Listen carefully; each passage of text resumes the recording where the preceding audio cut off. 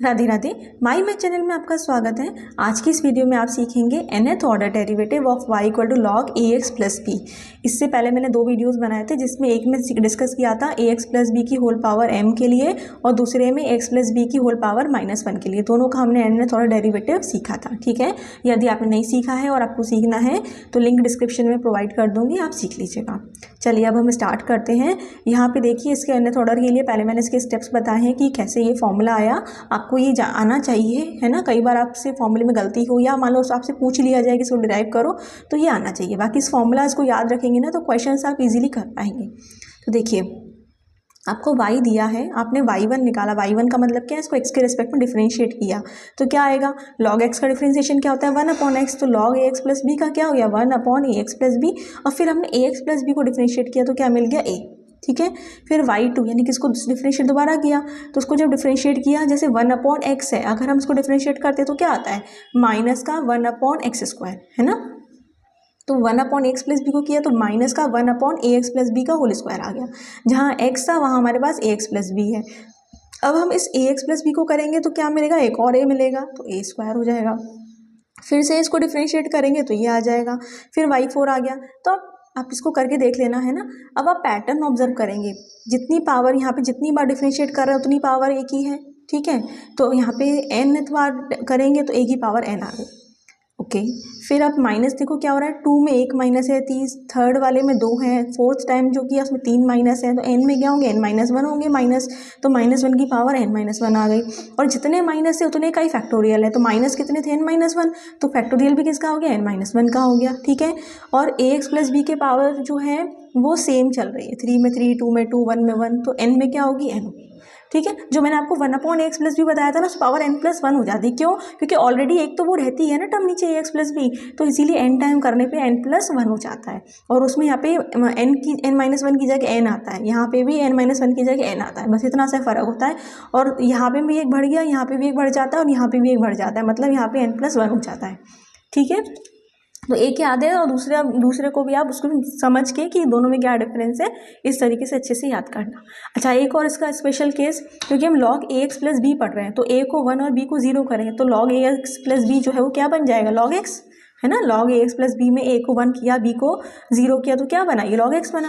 तो log x का nth order derivative क्या होगा, तो सिंपल a की जगह 1 कर दिया तो यहाँ पे 1 की पावर n1 हो गया, यहाँ पे a को 1 b को 0 किया तो क्या आ गया x की पावर n। तो अगर आपको ये याद है तो आप इसको आराम से लिख लोगे। ये मैंने इसलिए यहाँ लिख दिया कि कई बार डायरेक्ट log x के लिए आ जाता है तो फिर पता होना चाहिए, आपसे कोई ऑब्जेक्टिव में कोई क्वेश्चन पूछ ले इस तरह का फॉर्मूला बेस्ड, ठीक है, तो पता होना चाहिए। तो अब हम इस पर बेस्ड क्वेश्चंस कर लेते हैं। देखिए आपको दिया है कि y जो है फंक्शन ये है log 2x plus 3 by n निकालो। तो वेरी सिंपल, आपने देखा अरे ये तो वही टर्म है जो उसका फॉर्मूला हमने पढ़ा है, a की जगह 2 है b की जगह 3 है, तो ठीक है फॉर्मूले में पुट कर दो। इसमें a को 2 और b को 3 पुट कर दोगे तो सिंपल ही आ जाएगा। बाकी जहाँ जहाँ n है सबको एज इट इज़ रहने देना है। ठीक है, तो ये तो बहुत आसान हो गया। लेकिन अब नेक्स्ट क्वेश्चन देखें, इसमें भी देखो उसी टाइप का फंक्शन दिया है, बस a की जगह 5 है, b की जगह 7 है। अब इसने क्या पूछा, इसने y5 पूछा है, n नहीं पूछा है ना। पिछले में तो yn पूछा था, तो बस एक्स्ट्रा इसमें क्या करना है, a और b की वैल्यू तो आप रख ही देंगे, बस हमें n की जगह 5 और रखना पड़ेगा। तो जो ये हमें फॉर्मूला दे रखा था इसमें हमने क्या किया, n की जगह 5 भी रख दिया और a और b की वैल्यू यहाँ से रख दी 5 और 7। तो सिंपल जब वैल्यू पुट कर दी उसको सिंप्लीफाई कर लेंगे तो आपके पास ये आंसर आ जाएगा। ठीक है, तो बहुत ही आसान है, अगर हमें फॉर्मूला पता है तो बस उसको हमें ध्यान से लगाना है। अब देखो नेक्स्ट क्वेश्चन, देखो ये किस तरीके से दिया है। इसमें आपको लॉग वाली एक टर्म में x² माइनस a² दिया है। अभी तक हमने कैसा सीखा, ax प्लस b वाला, तो कोई बात नहीं, लॉग की कुछ प्रॉपर्टी होती है उसको हम अप्लाई कर लेते हैं। तो x² माइनस a² क्या हो जाता है, x minus a x plus a, है ना। तो अभी हमने क्या किया, लॉग की प्रॉपर्टी क्या होती है कि वो प्रोडक्ट अगर उसमें है, जैसे log mn है तो ये क्या हो जाता है log m और प्लस log n, ऐसे हो जाता है ना। तो हमने भी सुबह वही लगाई, तो log x माइनस ए प्लस log x प्लस ए, तो इस तरीके से ये आ गया। तो जब ये आ गया y की वैल्यू ये मिल गई हमें, तो अब हम क्या करें, बस अब तो हम सिंपल फॉर्मूला लगा ही सकते हैं ना, क्योंकि log ax प्लस बी वाली फॉर्म हो गई है। इसमें याद रखो a की जगह क्या है 1, तो यहाँ 1 की पावर n आई, और बाकी ax प्लस बी में b है पर b का यूज़ नहीं करते, सिंपल हम इस टर्म को एज इट इज़ ही रख देते हैं, तो एज इट इज़ रख दिया। इसमें भी a आपका 1 है, बाकी ये पूरे टर्म यहाँ n हो गया, -1 की पावर n-1 और n-1 फैक्टोरियल दोनों में आ ही गया। जो कॉमन था उसको बाहर ले लिया। तो इस क्वेश्चन में नया क्या था, इस क्वेश्चन में नया ये था कि हमने इसको फैक्टराइज टर्म में ऐसे लिख के और फिर लॉग की प्रॉपर्टी लगा करके इस फॉर्म में लेके आए। हमें हमेशा उस फॉर्म में लेके आना है जिस फॉर्म का हमें फॉर्मूला आता है, ठीक है ना, क्योंकि फॉर्मूला डायरेक्ट इसका तो नहीं पढ़ाना हमने, जो हमने पढ़ाया हमें उसमें रिड्यूस करना है। ठीक, अब इसमें देखो एक और क्वेश्चन मैंने दिया आपको, इसमें नया क्या है, अब इसमें एक तो फ्रैक्शन में भी है और ये पावर भी आ गई। तो ऐसे तो हमने नहीं पढ़ा डायरेक्ट फॉर्मूला, तो हमने जो पढ़ा है हमें उसमें रिड्यूस करना है। तो कैसे करेंगे, बहुत आसान है। अंडर रूट का मतलब क्या है, पावर यहाँ 1/2 है, 1/2 आगे आ गया। लॉग की प्रॉपर्टी होती है ना कि वो पावर को आगे बुला लेता है, तो आगे आ गया। अब ये log m/n वाली प्रॉपर्टी लगा दें, क्योंकि डायरेक्ट तो फॉर्मूला नहीं लगा सकते।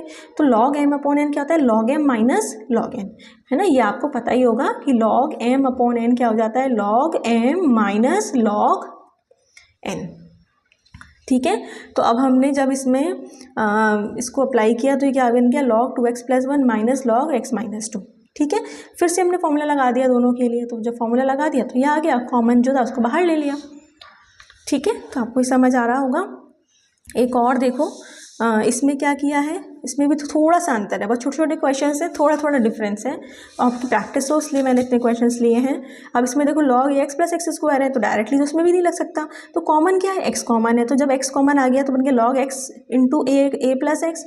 फिर से प्रोडक्ट वाली प्रॉपर्टी लगा दें जो ऊपर लगाई थी, तो log m × n, log m + log n, तो log of x + log of a + x। ठीक है, तो फिर से दोनों के लिए फॉर्मूला हमने अप्लाई कर दिया। log x का मैंने डायरेक्टली वहाँ लिखा था, नहीं तो a1 ही है, वो दिख ही रहा है यहाँ पे a1 है, तो 1 की पावर जो n होगी तो वो 1 ही रहेगी। यहाँ पे जो यहाँ पे भी a जो है वो 1 है ना, ये तो b हो गया, a की जगह b की जगह मतलब a है, और a क्या होता है, x का कोफिशिएंट हमेशा याद रखना, तो वो क्या है, दोनों में ही 1 है। तो फॉर्मूला हमने अप्लाई कर दिया, जो कॉमन था उसको बाहर ले लिया। ठीक है, तो आई होप आपको ये समझ आया होगा।